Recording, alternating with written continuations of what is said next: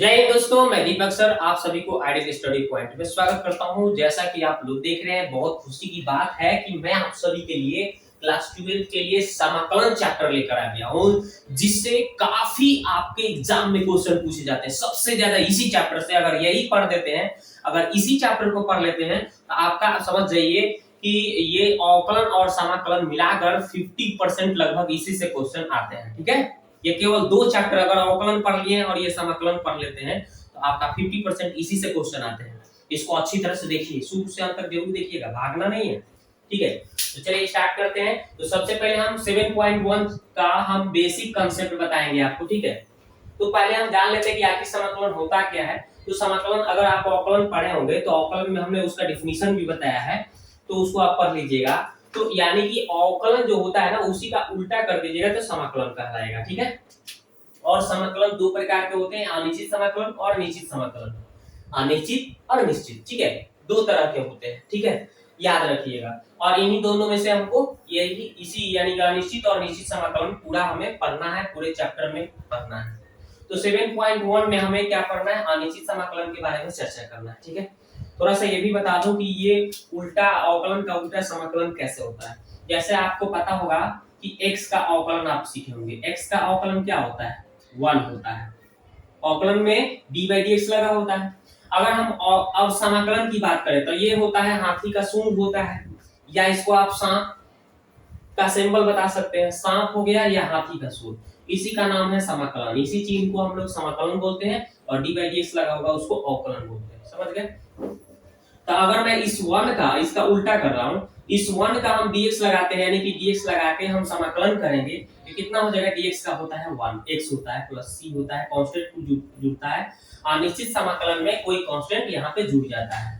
ठीक है, तो देखिए 1 का समाकलन क्या हो रहा है, x हो रहा है, और फिर x का अगर हम अवकलन कर रहे हैं तो 1 आ जा रहा है। यानी अवकल का उल्टा क्या होता है, समाकलन हो जाता है। 1 का कितना होता है, x होता है। समझ गए? इसी तरह से अगर हम sin x का बात करें, sin x का बात करें तो sin x का कितना होता है, cos x हो जाता है। कितना होता है, cos x। sin का अवकल क्या होता है, cos होता है। तो इसी तरह से अगर हम cos का करें, cos x का अगर हम समाकलन करके बताएं तो क्या हो जाएगा, sin x हो जाता है प्लस c। ठीक है, यानी ये दो नंबर मान के चलिए, यानी कि इस अवकलन का ये जो उल्टा ये अवकलन हम करे हैं, cos आया है ना, अब cos का हम फिर उल्टा करते हैं, मतलब समाकलन कर देंगे तो अवकलन आ जाता है। ठीक है, यानी अवकल का उल्टा समाकलन कहा था। ठीक है, समझ गए होंगे कैसे? ठीक है, और समाकलन दो प्रकार के, अनिश्चित और निश्चित।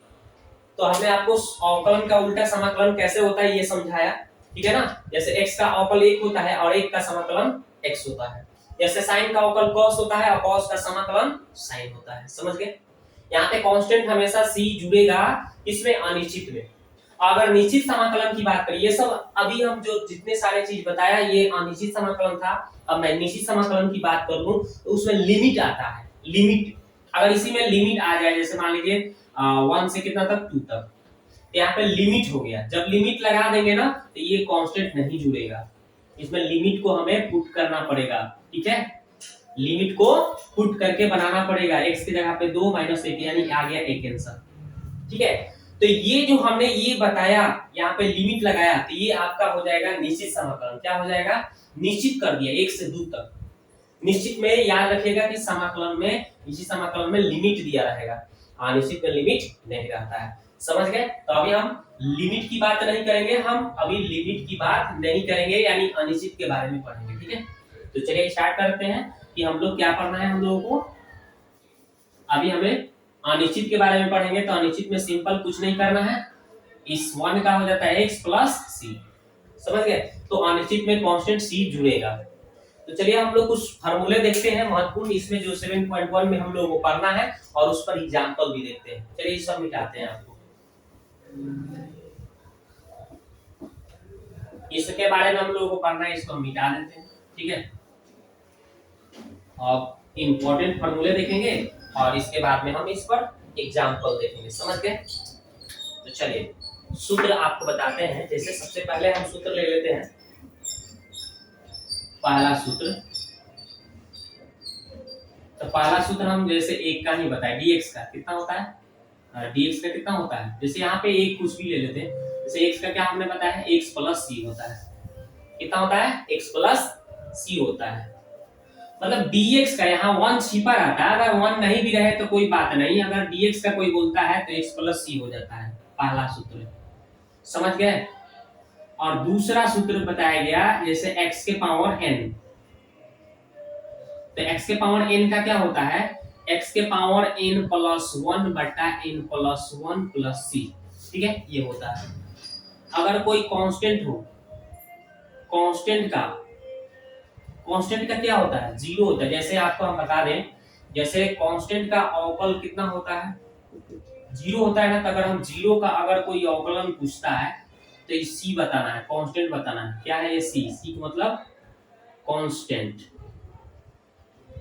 ये ऑब्जेक्टिव में पूछा गया है, जीरो का अवकल कितना होता है, कांस्टेंट होता है। आगे देखिए, e के पावर x का अवकलन कोई पूछता है तो e के पावर x बताना है आपको, समझ रहे हैं।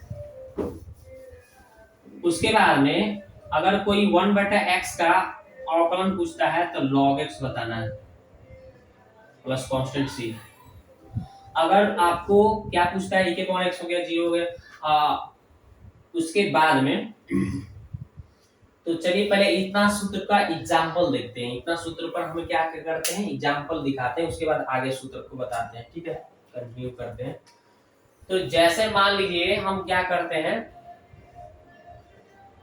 x के पावर 2 का अगर हम समाकलन करते हैं तो क्या हो जाएगा, क्या फॉर्मूले बताए गए x के पावर n का, देख रहे हैं ना, क्या फॉर्मूले बताए गए, x के पावर n अगर होता है तो आपको क्या लिखना है, ये n जो है ना, देख रहे हैं ना, n प्लस 1 n प्लस 1, यानी कि n के जगह पे क्या है 2, तो 2 प्लस 1 कर देना है, नीचे भी 2 प्लस 1 कर देना है, प्लस c, यानी कि कितना हो गया, x के पावर 2 बटा 3, सॉरी 3 हो जाएगा ना, 3 बटा 3 प्लस c, समझ गए ना। इस पर एग्जांपल, x के पावर कोई भी n के रूप में दिखेगा, पावर के रूप में दिखेगा, तो उस पावर में एक बढ़ा देना है, ऊपर जो काम ऊपर करेंगे वही नीचे कर देंगे, प्लस c कर देंगे, तो वही 3 हो गया पावर और नीचे 3 हो गया, यानी कि x का पावर 3 बटा 3 प्लस c, समझ गए।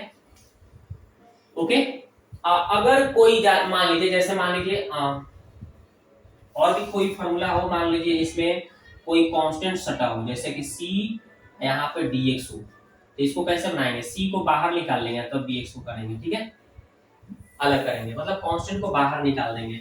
अगर मान लीजिए इसमें कोई कांस्टेंट सट गया, जैसे 5x² का कोई कह रहा है, तो क्या करेंगे, हम इसको थोड़ा सा एक लाइन बढ़ाएं, इसको जब हम सॉल्व करेंगे तो 5 को बाहर निकाल देंगे और x² का हम क्या करेंगे, समाकलन करेंगे, तो फिर 5 हो गया, और देखिए x के पावर कितना है 2 है ना, 2 प्लस 3, यहाँ पे भी 2 प्लस 1 हो जाएगा, 2 प्लस 1 हो जाएगा, मतलब इस पावर में एक जोड़ देना है, तो 5 हो गया, और यहाँ पे क्या हो गया, x के पावर 3 बटा 3 प्लस c, इसको चाहेंगे तो हम ऐसे लिख सकते हैं 5/3 x के पावर 3 प्लस c, यही आंसर आ गया दोस्तों।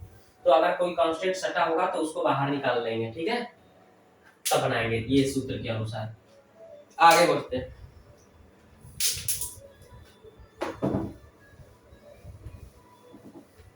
समझ गए, आगे देखते हैं। अब कोई भी अगर जीरो का तो समाकलन, ये तो ऑब्जेक्टिव में पूछा जाएगा, जीरो का समाकलन कांस्टेंट होता है, क्या होता है, कांस्टेंट, यानी कि c या k आंसर दिया होगा, और dx का कहीं भी अगर dx लगा हो तो उसका कितना होता है, c होता है, माने x हो जाता है। जैसे आपको एग्जांपल इस 1 वाला पर बता दूं, जैसे मान लीजिए 5x का हमें समाकलन करना है, तो कैसे बनेगा, तो 5 को तो बाहर खींच देंगे, देख रहे हैं ना, कांस्टेंट बाहर चला गया, बच गया x, क्या हो गया, बच गया x बच गया।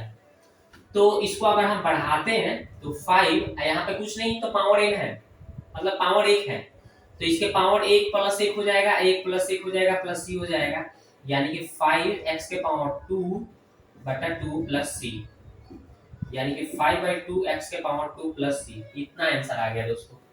अगर x के रूप में कोई भी हो, जो भी x के पावर कुछ भी हो, 1 2 3 4 कुछ भी हो, तो उसके हम लोग इसी तरह से सॉल्व करेंगे, यही सूत्र के अनुसार। ओके, समझ गए, तो इस तरह से हो जाएगा, क्लियर। अब आगे बढ़ते हैं, जैसे अब मानते हैं, जैसे मान लीजिए अगर कोई दो फलनों का योग जोड़ घटाव के रूप में हो, जैसे मान लो x² + 1 हो और इसका हमें समाकलन करने की बात करें योग के रूप में, तो कभी भी इस तरह से अगर कहीं दे तो इसका फॉर्मूला हम बता देते हैं। अगर दो फलन अगर हो, मान लीजिए f(x) हो फिर g(x) हो, ठीक है, और इसका अगर समाकलन करना है आपको, तो क्या करना है, इसको दो भागों में तोड़ दीजिएगा, f(x) को अलग प्लस g(x) को अलग, ठीक है, अलग अलग तोड़ देना है आपको, दो भागों में अलग अलग तोड़ के बनाना है। चलिए इसको थोड़ा सा आपको दिखने में परेशानी हो रहा होगा तो मैं इसको ऊपर लिख देता हूँ, इधर लिख देता हूँ।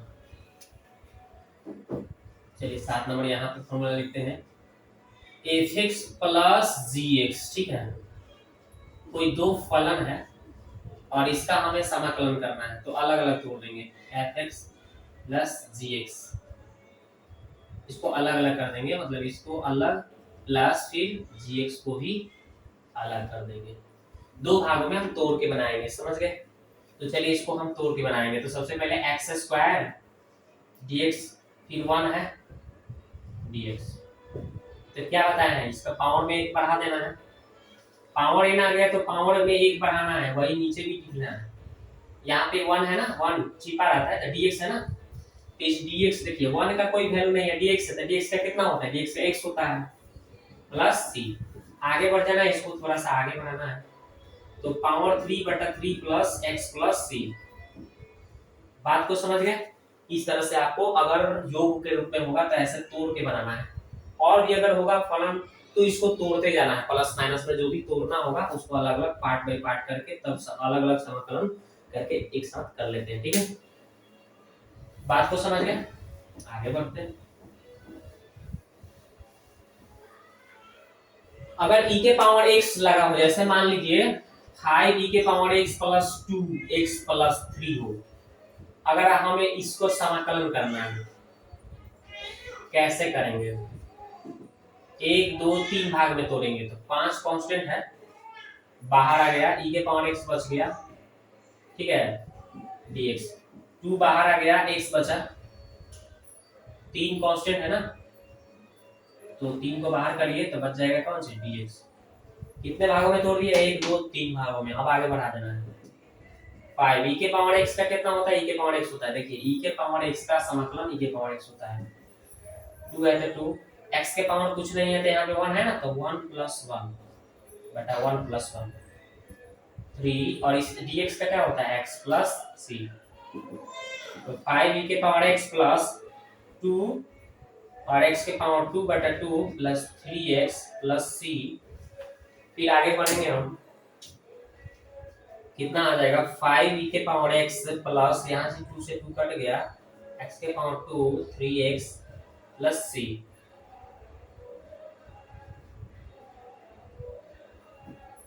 तो ये रहा आपका आंसर। जैसे अगर इस तरह से सवाल हो तो ऐसे आपको सॉल्व कर लेना है, समझ गए। तो इस तरह से आपको सवाल को सॉल्व करना होगा। आगे बढ़ते हैं।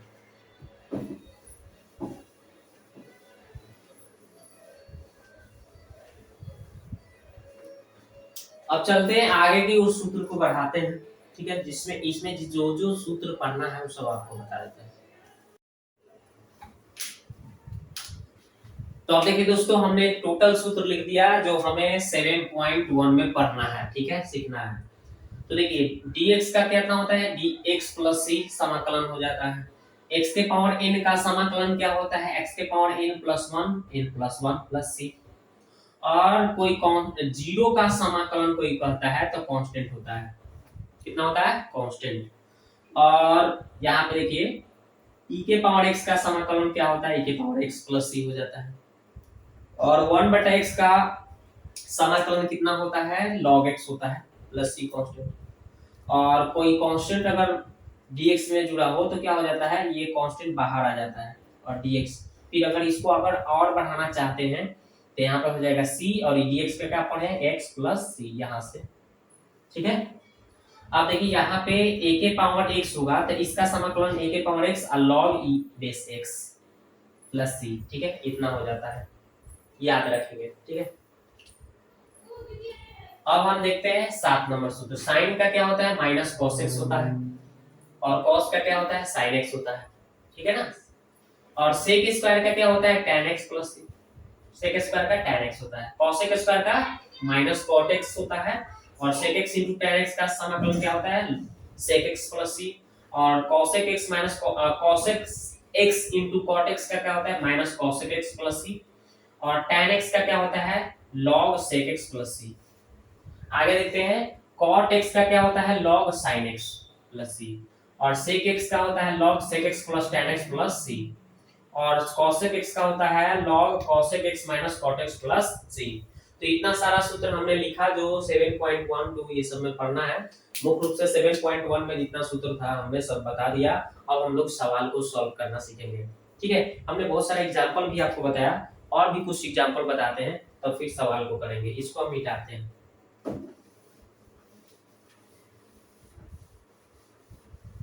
इसको हमने मिटा दिया। आप वीडियो को रोक करके इसको लिख लीजिएगा और इसको याद कर लीजिएगा, फिर सवाल को करिएगा ना तो आप आराम से इजी तरीके से बनाएंगे, ठीक है।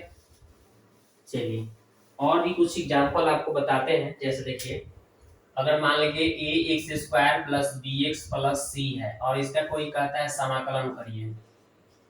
कैसे करेंगे, कैसे करेंगे, ध्यान दीजिए। तो उसी तरह से इसको हम करेंगे। क्या करेंगे, पहले हम अलग अलग पार्ट बाई पार्ट, ये कांस्टेंट है बाहर आ गया, ये कांस्टेंट भी है बाहर आ गया, ठीक। और यहाँ पे देखिए ये c कांस्टेंट है बाहर आ गया, और ये dx लगा है, सब में dx लगा देना है। अब इसको आगे बढ़ाएंगे तो a, और यहाँ पे पावर में 2 जुड़ा है ना, तो 2 के साथ 1 जुड़ जाएगा, 2 के साथ 1 जुड़ जाएगा, नीचे भी b और x है ना, तो x के पावर कुछ नहीं तो 1 है, तो 1 में हमें 1 जोड़ना है, नीचे भी 1 में 1 जोड़ना है। c है यहाँ पे dx का, अभी आपको हम सूत्र बताया था, dx क्या होता है, x प्लस c होता है। क्या होता है, x प्लस c होता है। वही हमने dx का लिख दिया, x प्लस कांस्टेंट c आ गया। इसको एक लाइन और बढ़ा देना है, a x के पावर 3 और बट्टा में कितना हो जाएगा 3 b हो जाएगा, यहाँ पे क्या हो जाएगा 2 हो जाएगा ना, यानी x के पावर 2 बटा 2 प्लस cx प्लस c। यही है इसका आंसर हो गया दोस्तों, ठीक है। तो इस तरह से आपको सवाल को करना होगा। और भी एग्जांपल लेते हैं। चलिए इस तरह से अगर आपको सवाल को सॉल्व करना हो तो इजी तरीका से ऐसे आपको सॉल्व कर देना है, ठीक है। अगर मान लीजिए, अगर इस तरह से सवाल हो, जैसे sin x plus 5 cos x plus 2, अब आपको इसको क्या करना है, समाकलन करना है। कैसे बनाएंगे, उसी तरह से सवाल को बनाएंगे। चलिए तो sin x अलग तोड़ देंगे, हम sin x लिख देते हैं। फिर यहाँ पे 5 बाहर चला जाएगा, यहाँ पे dx लगाएंगे ना, ये dx सब में 1 2 3 पार्ट में हमें लगाना है, ठीक है। तो देखिए अब क्या करेंगे, 5 को बाहर कर लेते हैं, तो क्या बच जाएगा cos x, इसमें भी dx लगा दिया, ये 2 बाहर चला जाएगा और ये dx लग जाएगा। अब इसको आप सॉल्व कैसे करेंगे, देखिए तो साइन का क्या होता है, cos। देखिए हम समाकलन सूत्र लिखवाए हैं, साइन का क्या होता है, साइन x का समाकलन क्या होता है, माइनस cos x होता है प्लस c। तो यहाँ पे माइनस लगाएंगे, माइनस cos x, और यहाँ पे प्लस है 5 है। cos x का क्या होता है, sin x होता है। क्या होता है, cos का sin होता है। यहाँ पे लिख के बता देता हूँ, हमने अभी सूत्र लिखा था sin x प्लस c, ठीक है, ये सूत्र होता है। सूत्र को सबको दिमाग में रखना पड़ेगा, तभी सवाल सही बनेगा, अदरवाइज गलत। 2 और यहाँ पे dx क्या होगा, x हो जाएगा, कांस्टेंट जुड़ जाएगा, लास्ट में कांस्टेंट को जोड़ना होगा, ठीक है। तो ये आपका आंसर हो गया। देखें कितना इजी है। तो समाकलन बहुत इजी होता है और इसी से ज्यादा क्वेश्चन आता है, टेंशन नहीं लेना। चलिए बन गया सवाल, ठीक है। और भी सवाल देखते हैं। जैसे तो ऐसे सवाल को कैसे बनाना है, एक्स स्क्वायर लिख देना है, यहाँ पे 2 बाहर हो जाएगा और ये रूट एक्स है, ठीक है, रूट एक्स dx, फिर यहाँ पे 3 बाहर हो जाएगा dx। एक लाइन बढ़ाएंगे तो अभी एक्स स्क्वायर इसको यहीं छोड़ देते हैं, और इसको क्या करेंगे हम, ध्यान दीजिए, रूट एक्स को हम इसको 1/2 ऐसे लिख सकते हैं, 3dx। मतलब हम इस रूट को हम 1/2 पावर में लिख सकते हैं। जहां पे कहीं भी रूट दिखता है तो उसको आप ऐसे लिख सकते हैं। अब इसके आगे जानते हैं आप क्या होता है, 1 जुड़ता है पावर में, नीचे भी 1 जुड़ जाएगा। तो 1/2 में 1 जोड़ेंगे, 1/2 में 1 जोड़ देंगे, 3 और इसका x हो जाता है dx का प्लस कांस्टेंट c। dx क्या होता है, x होता है ना, मैं बताया था पीछे, dx का कितना होता है, x होता है प्लस c। तो वही सूत्र हमने यहाँ पे यूज कर दिया, समझ गए। आगे बढ़ाएंगे तो कितना हो जाएगा, x के पावर 3/3 प्लस 3 है, यहाँ पे 2 हो जाएगा, और x के पावर कितना हो जाएगा, इस 1/2 में 1 जोड़िएगा तो 3/2 आएगा, और नीचे भी क्या हो जाएगा, 3/2 हो जाएगा प्लस 3x प्लस c। आगे थोड़ा सा इसको बढ़ाया जाएगा तो कितना आएगा, ध्यान दीजिए, यहाँ पे लिख देता हूँ, कितना हो जाएगा, x की पावर 3/3 प्लस यहाँ पे 2 पहले से है और ये उलट जाएगा तो 2 ऊपर 3 नीचे हो जाएगा ना, ये बाटा के नीचे बाटा है तो उलट जाएगा, और x की पावर कितना है 3/2 प्लस कितना है यहाँ पे 3x प्लस c। एक लाइन और बढ़ा देना है तो 2 दूना कितना हो गया, 4/3, 4/3, x के power 3/2 plus 3x plus c। यही इसका क्या हो गया, आंसर हो गया दोस्तों, ठीक है। तो इस तरह से अगर सवाल रहेंगे तो ऐसे हमको सॉल्व करना है, राइट। चलिए और भी सवाल देखते हैं।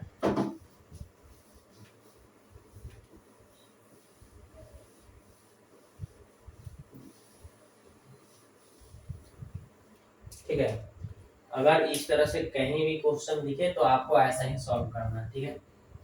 मान लीजिए अगर इस तरह से 2 लिखा है, e के पावर x लिखा है, फिर 5√x लिखा है प्लस 2x प्लस 1 है, इस सवाल को सॉल्व करना है, कैसे सॉल्व होगा, उसी तरह से सॉल्व करेंगे।